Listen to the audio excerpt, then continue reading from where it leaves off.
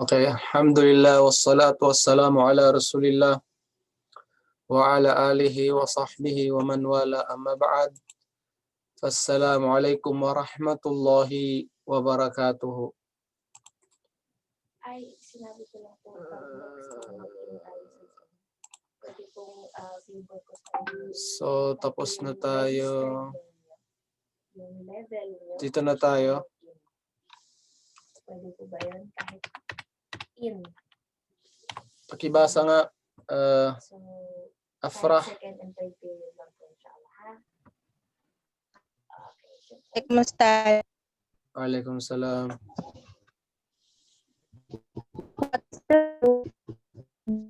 Wala. Copy ka, Afrah. Ano po, Ustad? Copy. Pakibasa ulit. What is the proof of the sacrificing animals in abortion? Pakimute mo na, Afrah. Copy ang ano mo eh. Signal mo ata mahina. Yan la dyan na. Yan po, Ustad. Mamaya ka na, Afrah. Sige na. Assalamualaikum, Ustad. Waalaikumsalam. Okay. What is the proof that the fact that sacrificing animals is an act of worship? Okay, so Answer. sacrificing animals, pagkatay ha, pagkatay ng animals. Opo. Yan lang. Say my prayer and my sacrifice and my life and death are for Allah subhanahu wa ta'ala, the Lord of the worlds. He has no partner. This I am commanded, and I am the first of those who submit.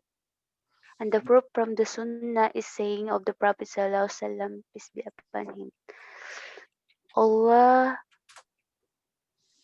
curses the person who sacrifices for other than Allah. Okay. So ito yung tungkol sa pagkatay. Ang pagkatay is, yan ay isa sa uri ng ibadah. Act of worship. So ang sabi ng Allah, Kul inna salati, sabihin mo o Muhammad, katotohanan ang prayer ko, salati, wa nusuki at ang pagkatay ko, wa mahyaya at ang buhay ko, wa mamati at ang kamatayan ko, lillahi ta'ala. Ialay ko lang ito kay Allah. Rabbil alamin, Panginoon ng tagapamahala ng lahat ng nilikha, la syarika la, wala siyang katambal, wa bidzalika umirtu, at nang dahil diyan nautusan ako, and then nautusan ako sumamba sa kanya, wa ana awwalu al-muslimin, at ako ay unang Muslim. At ako ay ang unang Muslim. So dito, ang sabi, ang verse na ito ay para kay Ibrahim alayhis salam. Kay Ibrahim alayhis salam. Siyang unang Muslim. Pwede rin sa Propeta Muhammad sallallahu alaihi wasallam. Kasi bago pa man ang lahat, bago siya naging sugo at propeta ng Allah, siya ang una-una. Siya ang unang-una na ano tawag dito? Nag-preach tungkol sa Allah subhanahu wa ta'ala at sa Islam. And then ang unang tumalima sa Propeta Muhammad sallallahu alaihi wasallam, walang iba kundi ang asawa niya si Khadijah radhiyallahu an. Ang unang tumalima sa panawagan niya. And then sa kaibigan naman niya, ang unang tumalima si Abu Bakar as-Siddiq. And then sa mga bata naman, ang unang tumalima sa Islam, walang iba kundi si Ali radhiyallahu an. So, yun ang dito. Kul inna salati wa nusuki wa mahyaya wa mamati lillahi rabbil alamin. Natapos na pala natin to. Okay, next na tayo. An-nazar. An-nazar. Yala, pakibasa nga ni siya. Assalamualaikum po. Waalaikumsalam. Ano po? Dito na. What is the proof of the fact that bowing is an act of worship? Okay. The words Ang bowing dito, bowing, ay swearing. Yung magsabi ka na, pag makapasa ako sa exam, magpapakatay ako ng kambing. O kung makapasa ako sa exam, magpapakain ako. So ang tawag doon ay vowing or swearing or promising. Ganun siya. Yala. Ito na. Continue po. Continue. They fulfill their vows and they fear a day of widespread woe. What is the second fundamental? Okay, dito muna. So ang sabi ng Allah, yufuna bin nadhri. Yufuna bin nadhri. Ginagawa nila kung ano ang na-promise nila sa Allah. Vows nila sa Allah. Wa yakhafuna yawman, at ang kinakatakutan nila sa araw na kana syarruhu mustatira. Sa araw na ang lahat ng kasamaan ay mustatira. Anong tawag dito? Hindi mo na maitatago. Hindi mo na maitatago. Saan ito? Sa araw ng paghuhukom. Sa araw ng day of judgment.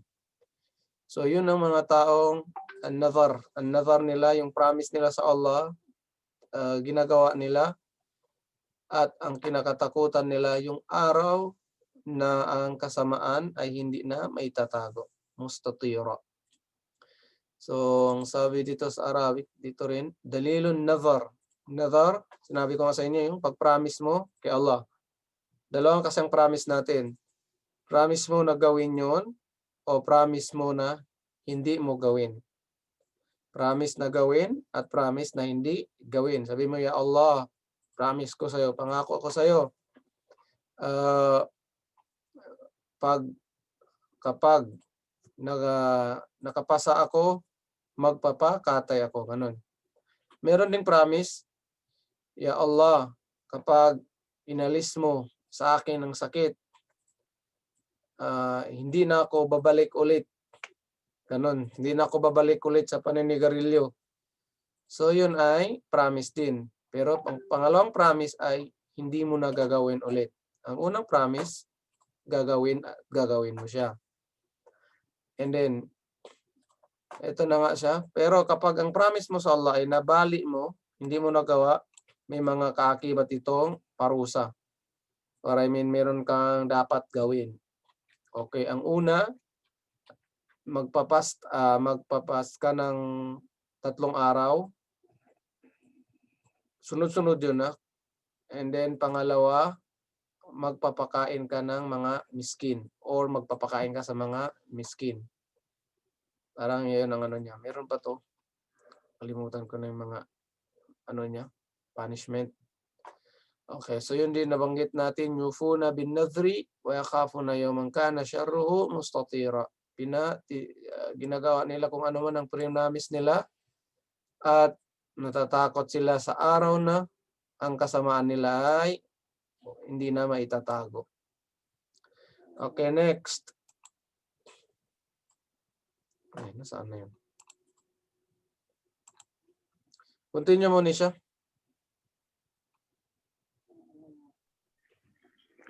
What is the saan na po yun? What is the What is the second fundamental?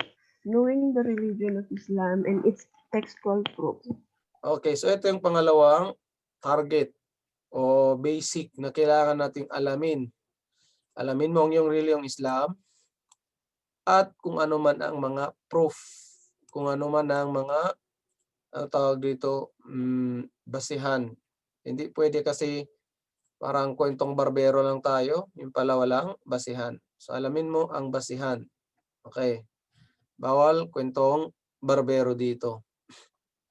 Okay, continue.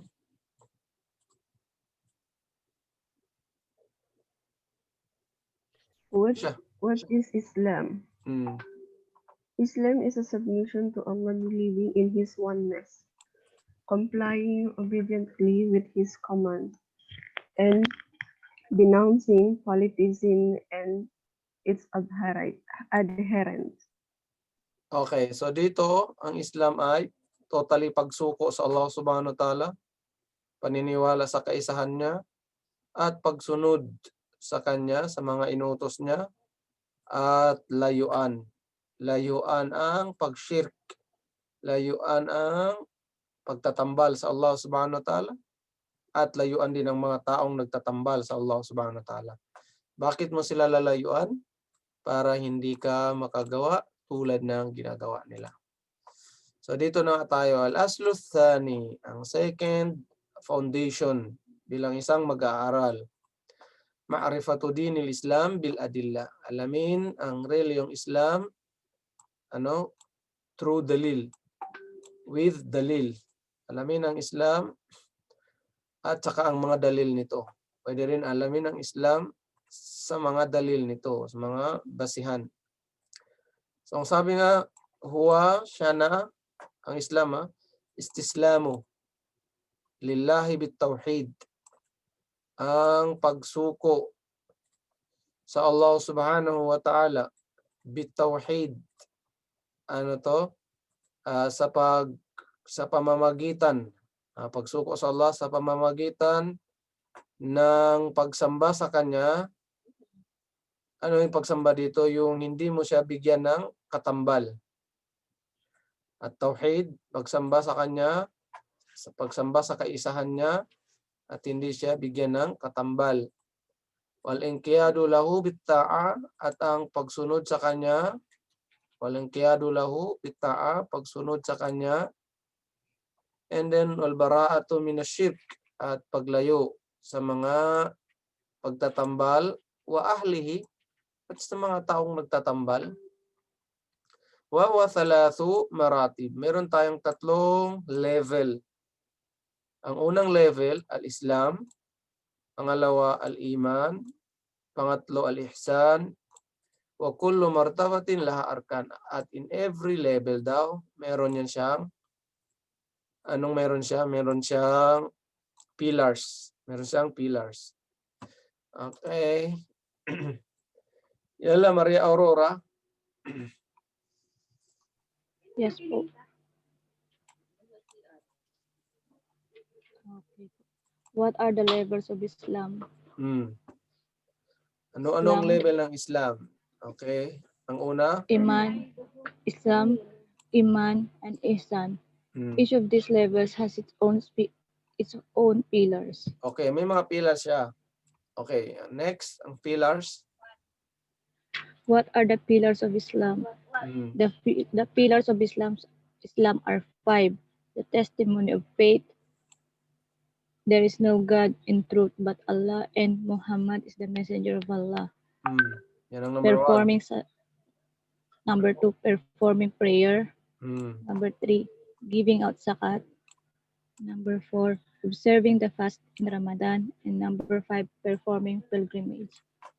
Okay, so ito yung pillars ng Islam. Sabi dito, martabatul ula, ang unang level, yun na yung Islam. Ngayon, pag nagsyahada ka, ang tawag sa'yo, Muslim. Pag nagampanan mo to, ikaw ay Muslim. Okay, so ang tawag sa'yo, Muslim. Pag ang reliyon mo ay reliyong Islam. So pumasok ka na sa unang level. Ngayon, sabi niya, Arkanul Islam, 5, 5. Syahadatu an la ilaha illallah wa anna Muhammadan Rasulullah, yan ang una. Yun na yung pagsaksi na walang ibang Diyos na karapat-dapat na sambahin kundi o maliban si Allah, at katotohanan si Propeta Muhammad, sugo ng Allah. Wa ikamis salay, ito yung pangalawa, pagpatayo ng pagsamba ng 5 beses ang araw. Wa itaiz zakah, paggawa ng zakah.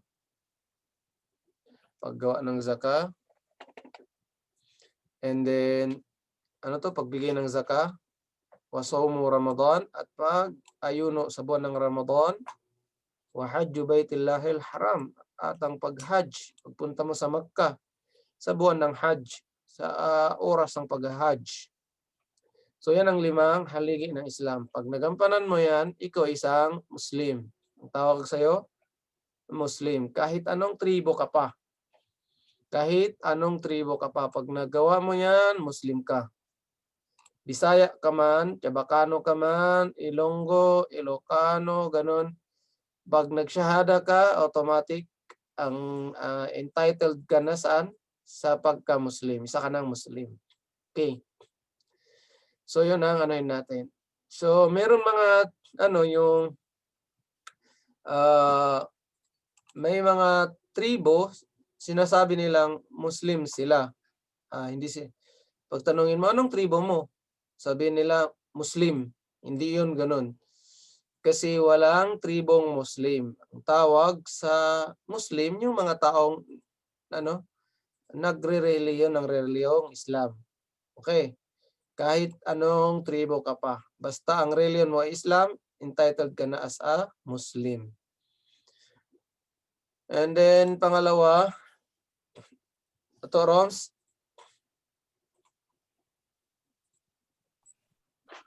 Assalamualaikum guru.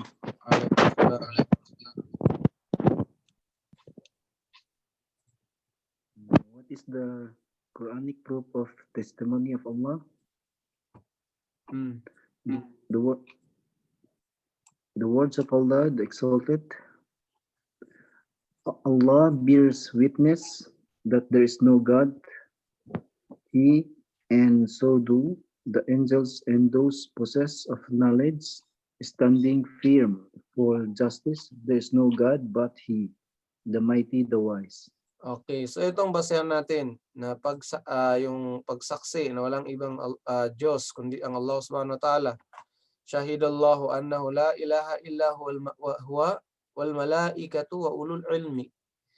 Sinaksihan ng Allah annahu na siya ay, sinaksihan niya sa sarili na siya ay la ilaha, walang ibang Diyos kundi siya, kundi ang Allah. Wal malaikatu, at ganun din ang mga angels, sumaksi din na walang ibang Diyos kundi siya. Wa ulul ilmi, at ganun din ang mga may alam at mga maalam. Sinasaksihan din nila na walang ibang Diyos kundi ang Allah. Qaiman bil qist, sila ay tawag dito, ginagampanan nila kung ano yung makatarungan. Na pinapanigan nila kung ano ang makatarungan o ano ang katarungan. Ibig sabihin, hindi sila gumagawa kung hindi yun ay makatarungan. La ilaha illa huwa, walang ibang Diyos, walang ibang totoong Diyos, kundi siya, ang Allah, Al-Aziz, ang makapangyarihan, Al-Hakim, at ang pinakamatinik, pinaka-wise. Ang pinaka-wise. Okay. So same din yan dito. Ang dalil ng syahada, syahidallahu annahu la ilaha illa huwa wal malaikatu wa ulul ilmi qaiman bil qisti la ilaha illa huwa al azizul hakim sa suratu Al-Imran. Okay. Next, continue Roms.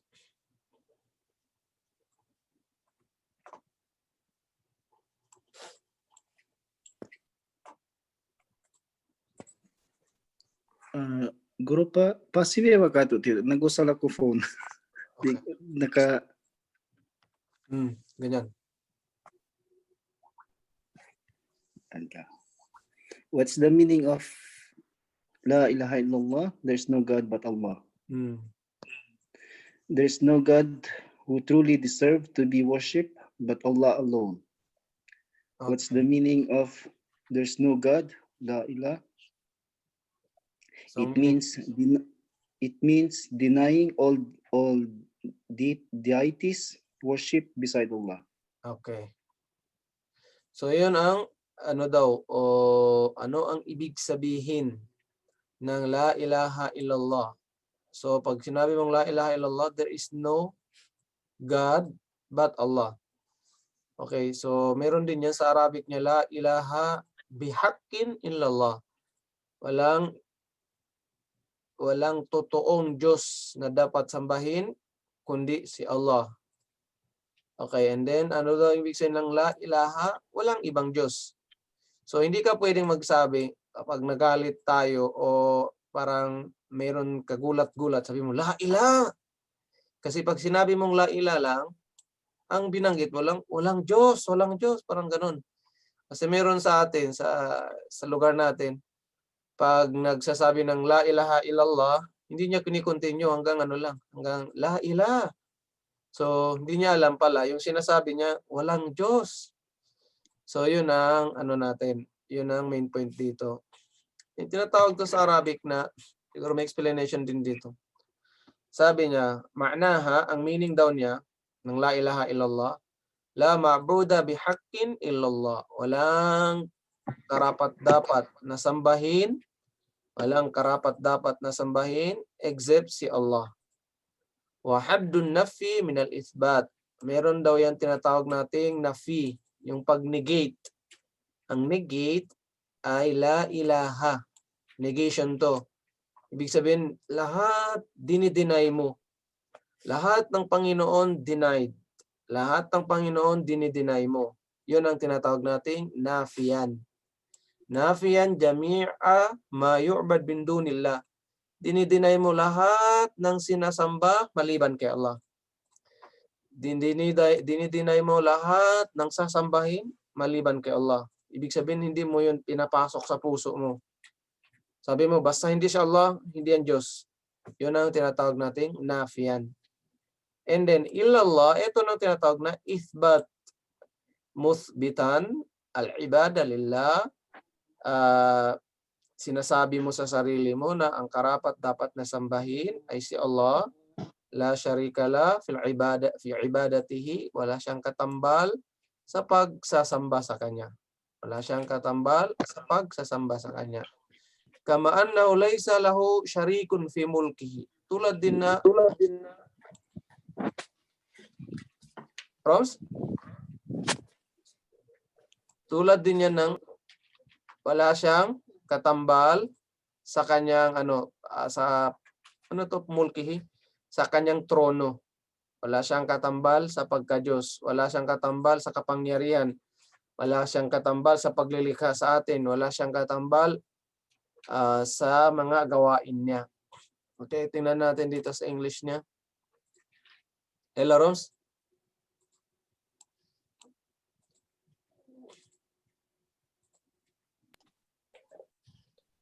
Nito, Guru. Dito na. What's the meaning of Illallah. La ilaha but Allah? So, yun ang illallah but Allah or except Allah. Kanina kasi yung la ilaha. So, ang meaning ng la ilaha, there is no God. Pagdating nito, yung illallah, yung but Allah. So, kailangan kompleto. La ilaha illallah. Continue, Roms.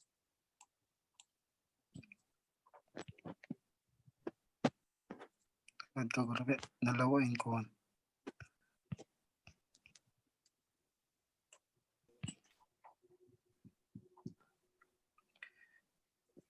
It is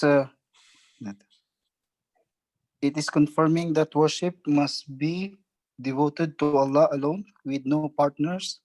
Worship beside Him as He has no one to share His domain. Okay, wala siyang ka-share sa kapangyarihan. Kasi ang mulk, ang meaning ng mulk, kapangyarihan, pagmamay-ari. Di ba ang lahat ng kanyang nilikha, siyang nagmamay-ari. Tayo, mundo, universe, lahat yan, ang pagmamay-ari niyan ay ang Allah subhanahu wa ta'ala. So, sabihin mo, yung sarili ko. Pati ang sarili natin, pati ang paghinga natin, ang may-ari niyan, walang iba kundi ang Allah subhanahu wa ta'ala. Wala tayong magagawa doon. Kaya nararapat lamang na sambahin natin ang Allah subhanahu wa ta'ala. And then, mayroon pa akong gustong sabihin sana. Etong sarili natin, hiniram lang natin to sa Allah subhanahu wa ta'ala. Anytime, kunin tayo ng Allah subhanahu wa ta'ala, pabalikin niya tayo doon sa Kanya, wala tayong magagawa. Sarili natin, kahit sino man dito sa mundo, kung gusto ng Allah, siya ay pabalikin na sa Kanya, wala na siyang magagawa. Kaya tayo ay isang hiniram lamang natin. Ang lahat ng nakikita natin, hiram lamang yan. Ang lahat ng anumang meron tayo, hiram lamang yan. Kaya kailangan every minute, every second, prepared tayo.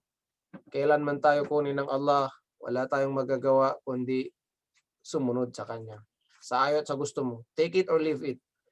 gustuhin mo man o ayaw mong gustuhin, kung papababalikin kanan niya sa kanya, wala ka nang magagawa doon.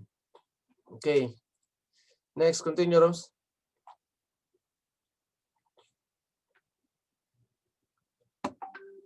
Iba naman. Si Yusuf. Kanina pala si Rom, kanina pa si Roms. Yusuf. Assalamualaikum Ustad. Waalaikumsalam. What verse clarifies the above statement? The words of Allah. And when Ibrahim said to his father and his people, I renounce that you worship. I worship only him who created me. He will guide me, and he made it a word to remain. Okay. So dito, can we continue? Among his posterity so that they might return to Allah. Hmm. Say, O people of the book, come to a word equal between us in you that we worship none but Allah, in that we ascribe to partners in us, and that we ascribe no partners to him, and that none of us take others for lords besides Allah. But if they turn away, then say, bear witness that we have submitted to Allah. Hmm. So ito na nga yung ano dito. What verse clarifies the above statement? Ano ito? Yung about sa la ilaha illallah. So ang sabi, wa idh qala Ibrahimu li abihi, at nung binanggit sinabi ni Ibrahim sa kanyang tatay, wa qaumihi, at sa kanyang mga yung sa community niya, hindi ito kasunod, yung mga nasa community nila, nasa barangay nila, nasa lugar nila. Inni baraum mimma ta'budun. Ako ay innani baraum mimma ta'budun. Ako ay malayo sa mga sinasamba ninyo. Ibig sabihin ng Ibrahim alayhis salam, sinasabi niya sa community niya na hindi ako kasali sa inyo. Illa alladhi fatarani, except yung sinasamba ko lang, tinuturing ko lang na Panginoon, yung fatarani, yung lumikha sa akin. Fa innahu sayahdin, katotohanan siya ay i-guide niya rin ako. Wa ja'alaha kalimatan baqiya fi aqabihi la'allahum yarji'un. At ito ay ang words na lagi niyang sinasabi na baka magbabalik loob pa sila. Hoping na magbabalik loob pa sila. Yun ang lagi niyang sinasabi at binabanggit. And then next, ito naman, Qul ya ahlal kitab. Ang sabi ng propeta Muhammad sallallahu alaihi wasallam, sabihin mo, Muhammad, pag nakakita ka sa Quran ng Qul, pinapasabi yan ng Allah subhanahu wa ta'ala sa propeta Muhammad sallallahu alaihi wasallam. Kasi nga ang Quran, ibinaba ito kay nino? Kay propeta Muhammad sallallahu alaihi wasallam. Ang sabi ng Allah, sabihin mo, O Muhammad, ya ahlal kitab, o kayo, ang ahlul kitab, dalawa yan. Yung people of book, ang Hudyo at saka ng mga Kristiyano. Pag nakakita kayo sa Quran, ahlal kitab, Hudyo at saka Kristiyano. Sabihin mo, O Muhammad, sa mga Hudyo at Kristiyano, ta'alaw ila kalimatin sawain bainana wa bainakum. Halina kayo sa salita na parehas. Bainana wa bainakum, parehas lamang, walang lamangan. Ano ang word na to? Ano ang salita na to na gusto ng propeta Muhammad sallallahu alaihi wasallam na i-convince ang mga ahlul kitab? Alla na'budu illallah. Yung wala tayong sasambahin kundi ang Allah subhanahu wa ta'ala. Na wala tayong sasambahin maliban sa Allah subhanahu wa ta'ala. Wala nusyrika bihi syai'an, at hindi rin tayo magtatambal sa kanya na kung ano-ano man. Hindi rin natin bigyan siya ng katambal. Wala yattakhidhu ba'duna ba'dan arbaban min dunillah, at hindi natin gagawin ang isa't isa sa atin gawing Diyos-Diyosan, arbaban, Diyos-Diyosan, maliban sa Allah subhanahu wa ta'ala. Okay. Diyos-Diyosan maliban sa Allah. Fa in tawallaw, kapag kayo ay tumalikod, hindi tumalima, faqulu, Ano sabihin nyo? Sabihin nyo lang, ishhadu. Ishhadu. Saksian ninyo. Bi anna muslimun. Na kami ay mga Muslim. Na kami ay mga Muslim. So yun ang basihan natin sa La ilaha illallah. Makakakita ka sa Quran, mismong Quran na magsasabi na walang ibang Diyos na dapat sambahin maliban sa Allah subhanahu wa ta'ala. Okay. So dito, ang tafsir, wa tafsiru alladhi yuwaddihuha. So ang explanation na nag-explain daw saan sa La ilaha illallah, yung wa idh qala Ibrahimu, nabanggit na natin. At nung sinabi ni Ibrahim sa kanyang tatay, take note, ang tatay ni Ibrahim, isa sa mga nagbebenta ng santo sa panahon niya. Si Ibrahim, yung tatay niya, isa sa mga nagbebenta ng santo sa lugar nila. Wa qaumihi, at anong sabi niya sa kanilang community?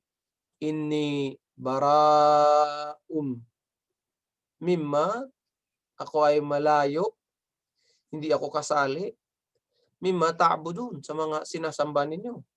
So kung ano man sinasamba nyo, kung Panginoon yan, sa akin hindi yan. Illa, except, ang Panginoon ko yung alladhi fatarani, yung lumikha sa akin. Wa innahu sayahdin, katotohanan ako ay igaguide niya rin. Wa ja'alaha kalimatan baqiyatan, at ito ay ang kanyang salita na lagi niya tong sinasabi, binabanggit. Fi akabihi la'allahum yarji'un, nung siya ay nabubuhay pa sa pagdakwa niya, sa pag-preach niya. Sana, hoping, pinapangarap ng propeta Ibrahim a.s. na sana magbalik loob pa sila sa Allahu subhanahu wa ta'ala. Ang pangalawang verse, nabanggit din natin, Kul, sabihin mo o Muhammad, sa mga Hudyo at Kristiyano, ta'alaw ila kalimatin, halina kayo sa salita, sawain bainana wa bainakum, parehas ito sa amin at sa inyo, parehas, walang lamangan dito. Allah na'budu illallah, yung wala tayong sambahin maliban kay Allah, wala nusyrika bihi syai'an, at hindi natin siya lalagyan ng katambal, hindi tayo kukuha ng katambal niya, nasasambahin, katambal niya. Wala yattakhidha ba'duna ba'dan arbaban min dunillah, at wala tayong gagawing isa ba'duna ba'd, at hindi kukuha ang isa sa atin arbaban, gagawin niyang Diyos-Diyosan maliban sa Allah. Fa in tawallaw, kapag kayo ay tumalikod, faqulu, inyong sasabihin, ishhadu, saksian ninyo, bi anna muslimun, na kami ay mga Muslim. Na kami ay mga sumusuko sa Allah subhanahu wa ta'ala. So yan ang sa verse ng suratu Alu Imran. Alu Imran. Okay. Next. Wala si Mama Z.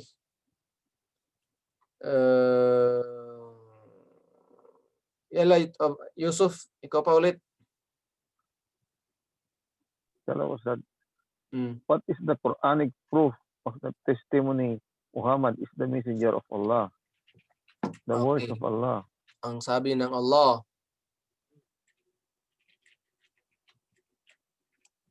verily, a messenger from among yourselves came to you. He grieves over your difficulties, and he is ardently desirous of your welfare. And to the believers, he is compassionate and merciful. And then? And Allah's word. Muhammad is the messenger of Allah, and those who are with him are hard against the disbelievers and merciful to each other. Okay. So ito yung basehan natin ng propeta Muhammad sallallahu alaihi wasallam, kahit siya mismo nabanggit sa Quran. Okay. Mismo sa salita ng Allah subhanahu wa ta'ala, ando ng propeta Muhammad sallallahu alaihi wasallam, tinan nyo, laqad ja'akum, katotohanan dumating na dyan sa inyo, rasulun, propeta, sugo, min anfusikum, galing mismo sa inyo. Alam niyo ba kung ano isang namin anfusikum? Galing sa inyo, ibig sabihin, kasi ang kausap ng Quran ay ang mga Arabo. Mismo galing sa tribo nyo. So, ang propeta Muhammad sallallahu alaihi wasallam Arabo kasi dumating siya sa mga Arabo. Ngayon, kung halimbawa sa Luzon siya dumating, di ang lengguwahe, nagiging lengguwahe ng Quran, walang iba kundi Tagalog. Kung sa Luzon dumating ang propeta Muhammad sallallahu alaihi wasallam, walang pagdududa. Ang Quran ay nasa Tagalog kapag siya ay ibinaba sa Luzon. Wala tayong magagawa. Ibinaba ang propeta Muhammad sallallahu alaihi wasallam sa Makkah. Ang lengguwahe nila ay Arabic o Arabic. Kaya Arabic din ang Quran. Okay, so yun ang sabi ng Allah subhanahu wa ta'ala. Dumating na sa inyo ang sugo, propeta, min anfusikum, galing mismo sa tribo nyo. Kalengguwahe nyo. Azizun alayhi ma'anittum. Subhanallah. Napakahirap sa propeta Muhammad sallallahu alaihi wasallam pag nakikita niya naghihirap ang kanyang mga tagasunod. Napakaano yun sa kanyang puso. Harisun alaikum, napaka tawag dito, kumbaga meron tong dito nilagay is compassionate. Ang harisun alaikum, yung nagkikare siya sa atin. Nagkikare siya sa atin. Kung halimbawa, ang bagay na yan ay hindi rin ikakabuti sa atin, agad niya yung sinasabi, huwag niyong gawin yan. Mayroon sa mga warning na sinasabi na hindi pa nangyayari sa panahon niya, bagkus nangyayari na sa panahon natin. So sinasabi niya na yun. And then lahat kasi ng mga ginawa ng propeta Muhammad sallallahu alaihi wasallam ay ibada, uri yun ng pagsamba. Ngayon, kung ang bagay na yun hindi niya ginawa, ibig sabihin hindi yun uri ng pagsamba. Kaya wala na tayong karapatan mag-innovate pa ng mga gawaing bago. Okay, tulad ngayon,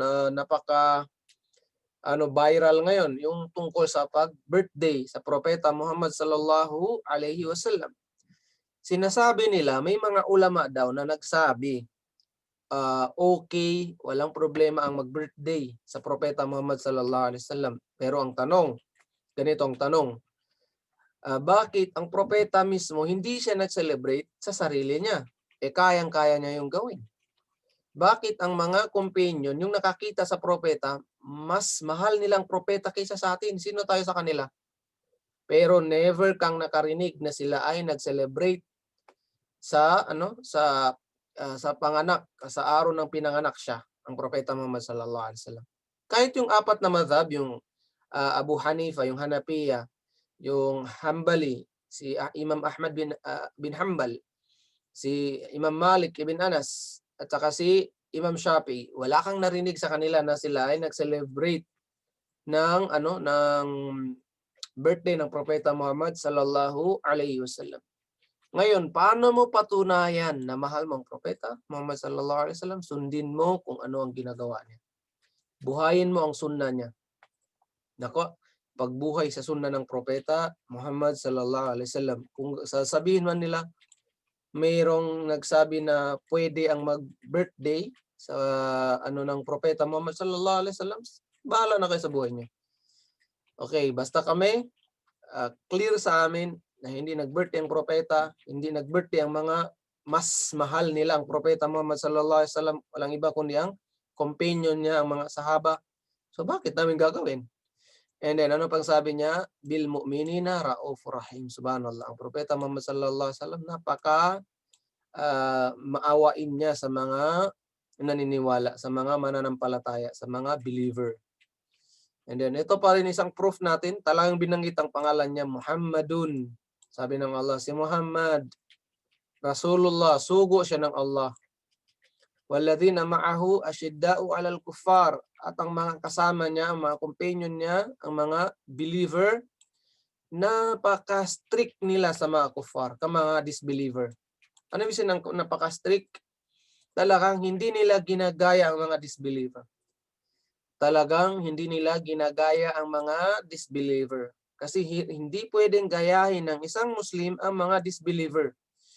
Saan? Sa uri ng pagsamba, hindi rin sila gayahin sa uri ng pananamit nila, hindi rin sila gayahin sa mga masamang pananalita nila. Kasi maraming bagay sa mga disbeliever na hindi kaaya-aya. Hindi mo sila pwedeng gayahin sa pag-iinom nila, paglalasing nila, paninigarilyo nila. Maraming bagay na. Kaya dito ashidda, very strict talaga ang mga believer sa mga disbelievers. Okay, ruhama bainahum. Tingnan mo naman kung believer to believer, subhanallah. Napaka-mercy nila. Napaka-maawain nila. Ganun ang isa ito sa mga karakteristik ng isang believer. Napaka-strict nila sa mga disbeliever at napaka-maawain nila sa mga believer. Yun ang karakteristik ng believer. Okay, and then ito nang huli. Dalilu syahada, ang dalil na pagsaksi sa propeta Muhammad sallallahu alaihi wasallam ng propeta ay na si Muhammad ay sugo ng Allah subhanahu wa ta'ala. Laqad ja'akum, ang sabi ng Allah, katotohanan dumating na sa inyo propeta, sugo ng Allah, min anfusikum, galing mismo sa tribo ninyo. O mga Arabo, galing mismo sa tribo nyo, taga Makkah din. And then azizun alayhi ma anittum, napakabigat sa kanya ang mga bigatin, ang mga mabibigat na dinadala nyo. Na mabigat yun sa propeta Muhammad sallallahu alaihi wasallam pag nakita niyang naghihirap ang kanyang mga ummah, ang kanyang mga follower. And then harisun alaikum, kinekare niya kung ano ikabuti sa inyo, sinasabi niya kung ano ang ikakasama sa inyo, ipinagbabawal niya. Bil mu'minina raufur rahim, at siya ay sa mga believer, napaka-mercy niya, napaka-maawain niya. And then, ma'na syahadat, ang ibig sabihin doon ng pagsaksi na si Muhammad ay sugo ng Allah, ito na, ta'atuhu fima amar. Tandaan nyo yan. Kung totoong mahal niyong propeta Muhammad sallallahu alaihi wasallam, ta'atuhu fima amar. Obey. Pagsunod sa kanyang pinag-uutos. Wa tasdiquhu fima akhbar. At pagtasdiquhu. Yung sabihin mo, patotohanan mo ang mga sinasabi niya. Ano ito? Yung sabihin mo totoo, lahat ng sinasabi ng propeta ay totoo. Yun ang tasdiku fima akhbar. Paniwalaan pala. Paniwalaan mo lahat ng sinasabi niya. Paniwalaan mo lahat ng sinasabi niya. Kasi tingnan mo, may mga sinasabi ang propeta Muhammad sallallahu alaihi wasallam about sa mga nangyari kay Adam alayhis salam, sa mga nangyari kay Nuh alayhis salam. Hindi niya yon maikwento sa atin kung hindi yun ni-rebuild sa kanya ng Allah subhanahu wa ta'ala. Tandaan niyo yun. And then meron din kinakwento ang propeta Muhammad sallallahu alaihi wasallam sa mga mangyayari bago tayo mamatay, nasa loob ng libingan, ano pa, yung mga mangyayari sa araw ng paghukom. Sinabi na ng propeta Muhammad sallallahu alaihi wasallam. So kailangan mo yung paniwalaan. And then ang pangatlo, wajtinabu ma naha anhu wajazar. At ang pangatlo, layuan ng mga ipinagbabawal ng propeta Muhammad sallallahu alaihi wasallam. Yun ang pangatlo. At ang pangapat, alla yu'badullaha, alla yu'badallahu illa bima syara. At ang pangapat, ang sambahin at hindi siya sambahin. Hindi mo sambahin ang Allah except bima syara, except in a way kung paano ito ginawa ng propeta sallallahu alaihi wasallam. At hindi mo sambahin ng Allah at hindi sambahin ng Allah except kung paano ito ginawa ng propeta Muhammad sallallahu alaihi wasallam. Hindi ka magsala kundi tulad ng pagsala ng propeta Muhammad sallallahu alaihi wasallam. Hindi ka mag-ayuno except kung tulad ng pag-ayuno ng propeta Muhammad sallallahu alaihi wasallam.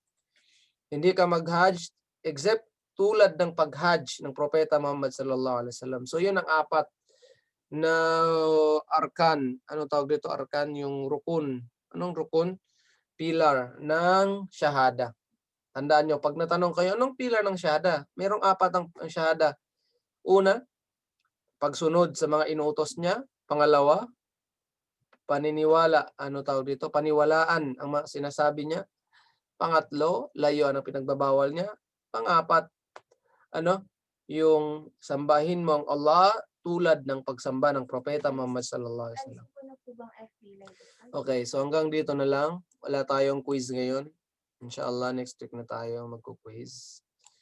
Hanggang dito na lang tayo muna. Ang gawin nyo lang is mag-fill up ng assignment nyo. Yan na lang gagawin nyo. Mag-fill up na lang S and letter E. And okay. Mag-fill up na kayo ng assignment nyo. Sorry, ng ano nyo, attendance. You can stop our live, Roxanne, our live streaming. Okay, You can sir. stop it.